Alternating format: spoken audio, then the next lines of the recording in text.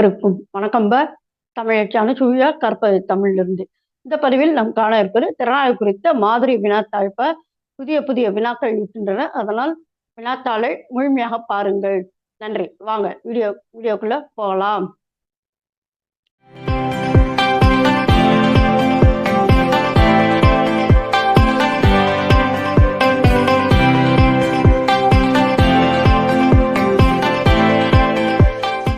ஒவ்வொரு இலக்கிய நூலும் வாசகர்களிடையே ஒவ்வொரு வித உணர்ச்சியை விளைவிக்கிறது. இவ்வுணர்ச்சி ஆற்றலே இலக்கிய நூலினை உருவாக்கும் கோட்பாடு ஆகும் என்று கூறுபவர் R.S. கிரேன். ஹென்றி என்னும் கதை மாந்தர் கொண்டு அமைந்த ஜெயகாந்தனின் நாவல் ஒரு மனிதன், ஒரு வீடு, ஒரு உலகம் என்கின்ற நாவல் மிகவும் புகழ்பெற்ற நாவல்பா. ஒருவர் தன்னுடைய மனைவியினுடைய பிரிவுக்கு பின் இராணுவத்துல போய் சேருகின்றார்.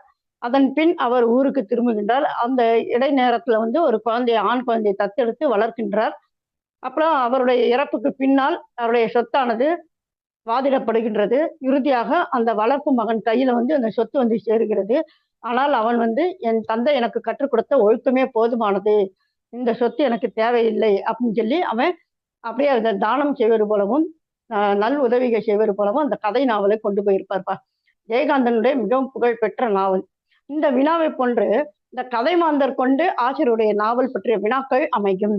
சரிங்களா? அதனால் நீங்க படிக்கிற நாவல்ல எந்தெந்த கதை மாந்தர் இருக்கின்றார்கள், என்னென்ன, அதாவது நேர்மறை கதாபாத்திரம் அல்லது எதிர்மறை கதாபாத்திரம் என்பதையெல்லாம் குறித்து கொள்ளுங்கள். சரிங்களா? அடுத்ததாக ரசிகமணி TKCயின் திறனாய்வு போக்கு என்னும் செயல்முறை ஆய்வை மேற்கொண்டவர் பாலமுருகன். ஒரு இலக்கிய பகுதியின் திறத்தை ஆய்ந்து அறியும் முயற்சியாக திறனாய்வு அமைதல் வேண்டும் என்று வலியுறுத்துபவர் கைலாசபதி. திருவள்ளுவர் மாலை சிறந்த விமர்சன ரத்ன மாலையாய் திகழ்கிறது என்று காட்டுபவர் AV சுப்பிரமணிய ஐயர். உண்மைதானே?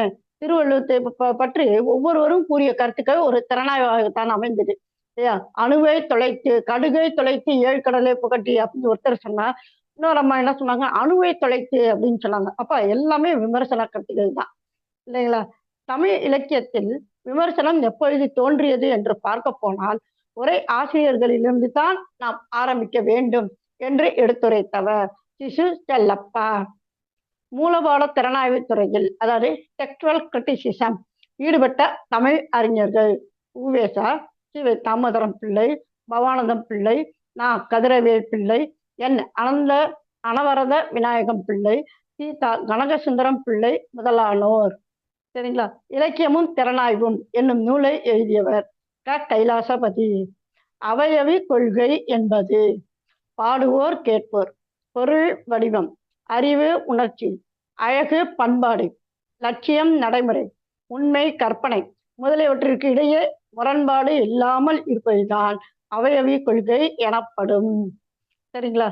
கவிதைகளை வசனம் போல படிப்பதை வெறுத்தவர் TKC. மேலை நாட்டு விமர்சகர்களை போல தமிழ் உலகில் கவிதையை இனங்கண்டு பிரித்தெடுத்து விளக்கம் கொடுத்த முதல் விமர்சகர் என்று யாரை பாராட்டுகிறார்? அழகிரிசாமி அவர்கள் TKCயை பாராட்டுகிறார். கலைக்காகவே என்னும் கொள்கைக்கு நேர் எதிரான கொள்கை எது? பயன்பாட்டு கொள்கை. கலைக்காகவே என்னும் கொள்கையை பிரபலப்படுத்தியவர் AC பிராட்லி. கம்ப ராமாயணத்தை திறனாய்வு செய்திருக்கும் அறிஞர்கள் 5 கூறுக. கிட்டத்தட்ட 10 பேருக்கு மேல கம்பராமாயணத்தை திறனாய்வு செய்திருக்கின்றார்கள். அதில் ஒரு 5 மட்டும் இங்கே: வாவேசி ஐயர், சோமசுந்தர பாரதியார், S. ராமகிருஷ்ணன், ஜீவானந்தம், AC பால்நாடார், இன்னும் இருக்கின்ற பிற அறிஞர்கள். சரிங்களா?